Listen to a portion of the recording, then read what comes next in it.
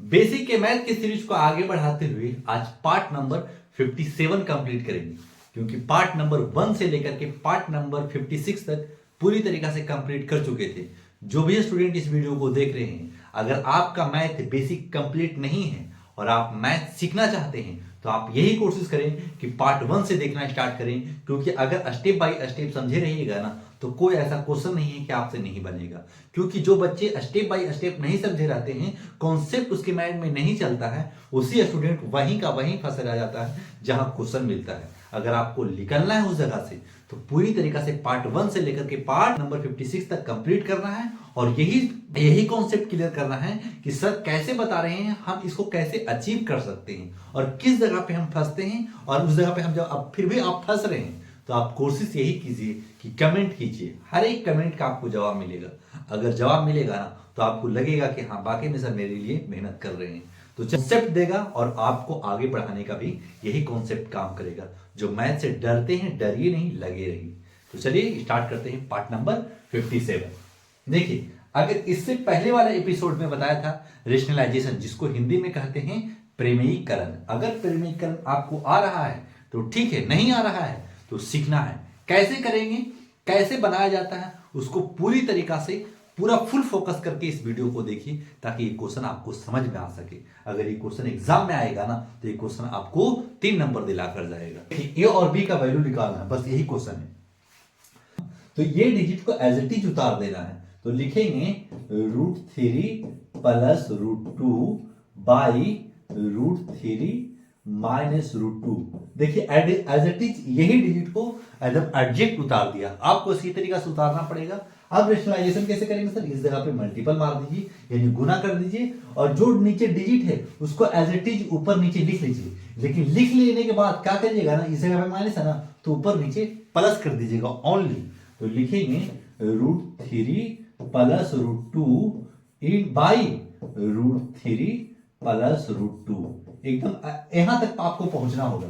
फिर ऐसे कर लीजिए सर, जब भी इस जगह पे डिजिट नीचे रहेगा ना, रेशनलाइजेशन करते समय इसको कॉन्सेप्ट को क्लियर करें। जब भी ये डिजिट रहेगा तो ऊपर नीचे वही डिजिट रखेंगे, लेकिन इस जगह पे माइनस है ना तो ऊपर नीचे प्लस कर देंगे। क्लियर? अब क्या करेंगे, एज इट इज जो अल्फाबेट है उसको लिख लेंगे। अल्फा प्लस बीटा √6 है, यानी a प्लस b √6 है। तो इसको एज इट इज इसी तरीका से उतार के आगे बढ़ना है। फिर क्या करेंगे, फिर लिख लेंगे हम a प्लस बी। देखिए ये दो डिजिट जो ऊपर है a प्लस बी का होल स्क्वायर √3 प्लस √2, उसको होल स्क्वायर में पहले कर लीजिएगा। जब होल स्क्वायर में कर लीजिएगा फिर कैलकुलेट करना होगा, उसके बाद में ही आंसर मिलेगा आपको। फिर क्या करेंगे, √3 प्लस √2 का होल स्क्वायर कर लीजिएगा। क्लियर? क्योंकि देखिए ना दो डिजिट है ना, आपको किसी भी डिजिट, इसीलिए हम इस जगह पे 2 जगह था, इसको पूरा को एक जगह कर करके होल स्क्वायर दे दिया। क्लियर? Minus b square. आपको पता होगा कि a square minus b square तभी होता है जब a plus b into a minus b रहे तो देखिए ना इस जगह पे a minus b into a plus b, चाहे ये पहले रहे चाहे ये बाद में रहे, यानी ए स्क्वायर माइनस बी स्क्वायर पे ही टूटेगा। तो इस जगह पे लिख लेंगे √3 का स्क्वायर माइनस √2 का स्क्वायर, और ये डिजिट को एज इट इज साथ लेके चलेंगे। तो a प्लस b √6। क्लियर? अब क्या करेंगे ना, a प्लस बी का होल स्क्वायर क्या होता है, a प्लस बी का होल स्क्वायर सब लिख लीजिएगा कॉपी में किनारे। a प्लस बी का whole square a square plus b square plus 2ab। ठीक है, यही का यूज होगा अभी, तो इसी का यूज कर रहे हैं, इसलिए फॉर्मूला लिख दिया है। अब कॉपी में किनारे नोट कीजिएगा। तो क्या लिखेंगे, a स्क्वायर यानी √3 का square a square plus b square यानी √2 का स्क्वायर प्लस 2। a हमारे पास √3 है, b हमारे पास √2 है, और इक्वल टू ये है a प्लस b √6।